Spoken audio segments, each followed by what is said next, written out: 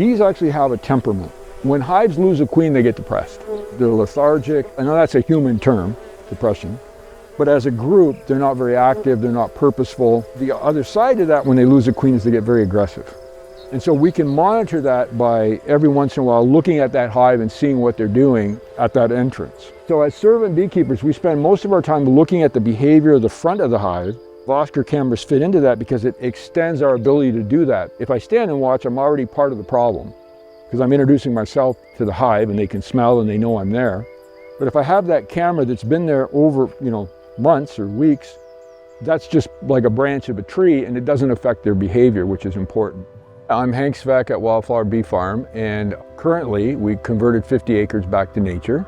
That meant we stopped having crops grown here and we started planting wildflowers and tallgrass prairie, clover to help with making it a honeybee sanctuary. Our research is focused on all around us is agriculture, and one of the research questions is, can you create a sanctuary for nature on 50 acres in the middle of one of the most intensive agriculture zones in Canada? So in Nova Scotia, what we've done is we have 6 Vosker cameras right in front of 6 log hives that an arborist put up in the trees to attract bee swarms.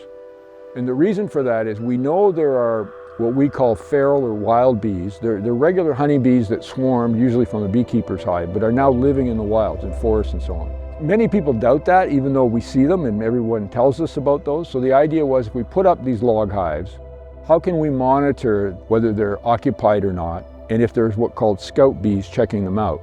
And the Vosker camera, what it does is it helps us look at the entrance. So even though it's thousands of miles away, we can tell whether or not bees have moved in, if they're scouts, and once they do move in, we can continue to research how long they live and all kinds of things about those bees remotely in wild forests.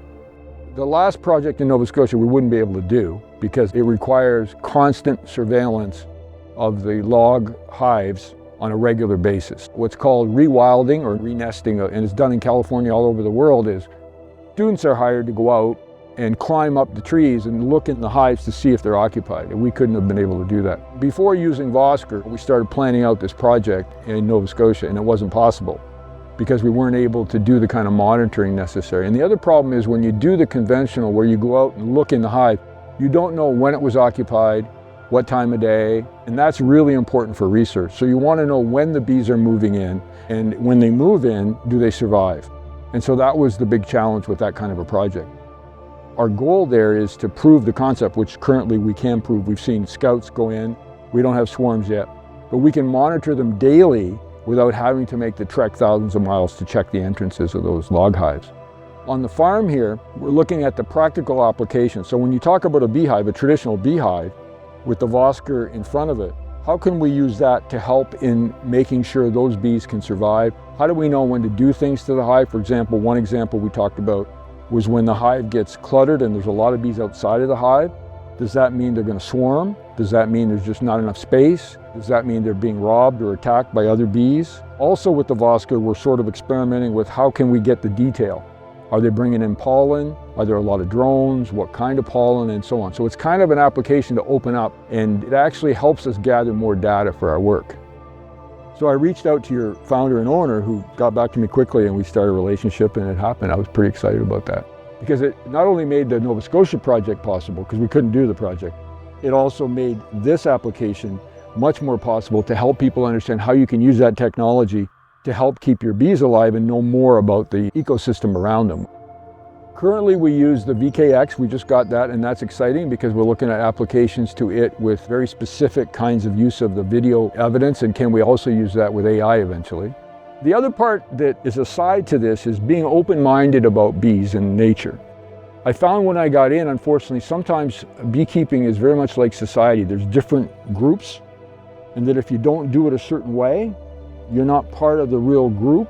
And so my advantage of being a psychologist is when I came to this, I don't really know anything. And when you go into something like that, everything's possible. Like, why did I call Vosker? Crazy idea. But it makes sense now that you see how we can maybe apply it. In a weird way, some interesting thing is bringing psychology into being a bee guy. The cameras help us by, first of all, making the East Coast project possible, because in Nova Scotia, we wouldn't be able to do it without the cameras.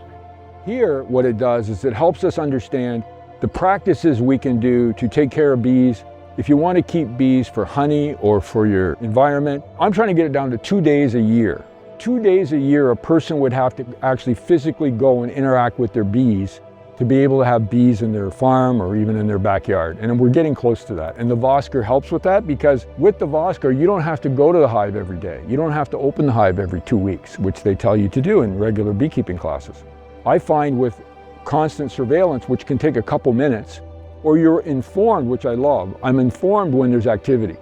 So I actually get the picture, or I look at the live video, or I can get a video clip, which then tells me what's happening, which if I have to intervene, I can. I believe it's going to efficiently make the practice of servant beekeeping, or whatever kind of beekeeping you do, a lot more efficient, better for the environment, and people will be able to do it for a variety of reasons.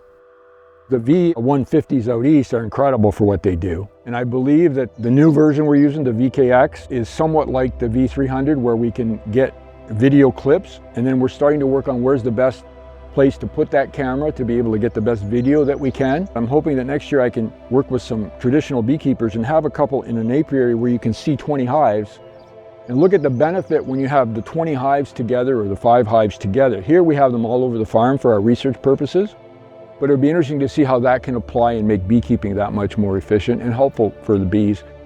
We just published an article in Bee World, which is a journal of the International Bee Research Society, I believe. And in that article, I took a concept used in psychology called diathesis stress, which means that different stresses in a lifetime, in a person's environment, triggers genetics. And we're the first people in the world to use that idea when it comes to bee survival or death. So in that model, we talk about pesticides, climate change, food sources, use of pesticides in the hive, distance. So we add all those variables together, and with that, we're able to create a model to better understand what might be killing bees. It's not an A-B thing. So that article came out, and all our work's at wildflowerbeefarm.com. That's where our whole thing goes.